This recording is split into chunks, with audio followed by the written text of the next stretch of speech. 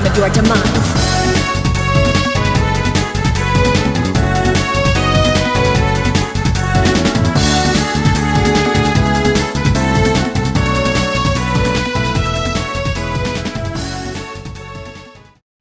Castlevania Order of Ecclesia. It was one of the harder Castlevanias whenever it was first released, but of course, in typical fashion, I will make this shit look easy. I will personally guide you through each and every enemy found in this game. Up first, we have the skeleton. These bony bitches are hardly a challenge, or at least anything I would consider to be a threat. They need only a couple of strikes to their knees, groin, face, or wherever the hell you deem necessary to stab your newly found rapier into. Of course, if these skeletons are giving you the business and you can't seem to beat them, I will recommend you play the game with your eyes open. Or perhaps you should control the game with your hands instead of your feet. And just in case you missed it, I'll bring it back here for you to see me delivering justice to Graveyard Greg and Rotting Ralph. And as you can see, they were nothing short of the easiest shit I've ever done in my life. Luckily, they aren't wielding any firearms or weapons of mass destruction, because if they were, I wouldn't know what the fuck to do. Next up, we have another basic bitch enemy in the Bat, one who will hang vertically from the ceiling in its desperate attempts to camouflage itself so it may sneak attack you by ramming its body into you. This attack does very little damage, and they die in a singular strike, effectively making them the toilet paper of Castlevania.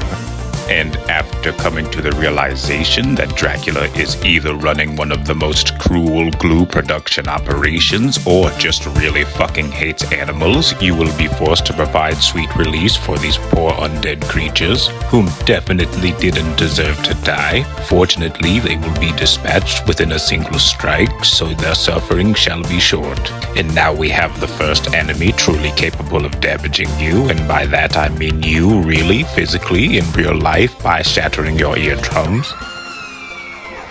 Despite the real threat of them wailing like the aptly named banshee that they are, defeating these is easier than beating your way out of a wet paper bag. And in this room you'll come across your real first threat, and no, not the skeleton I dispatched rather easily. It is in fact this little puzzle here, but no worries, I have the perfect strategy for you. As displayed here, giving the fuck up and walking away is the best option because I don't know shit about puzzles. After beating the absolute hell out of every single weak creature along the way, we come across our first boss.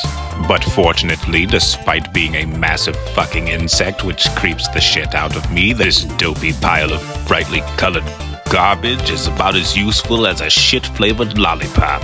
This crazy web attack, my goodness, I guess I'll just slightly walk backward to avoid this one, and oh, what's this slow-moving claw attack? I guess I'll slightly move backwards to avoid this one.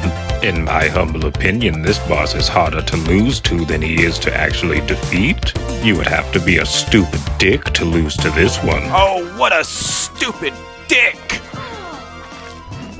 Okay, that was... okay. Easily the most impressive thing about this overgrown pillbug, disregarding its surprisingly handsome face, is the fact that it can roll up into a ball and thrash itself about the stage. But even this is incredibly easy to avoid, as expertly demonstrated on the screen before you now, all thanks to these conveniently placed anchors at the top of the area. Just strike at it with whatever weapons available to you while easily dodging its attack, and claim your bloody replica of Sauron's eyeball.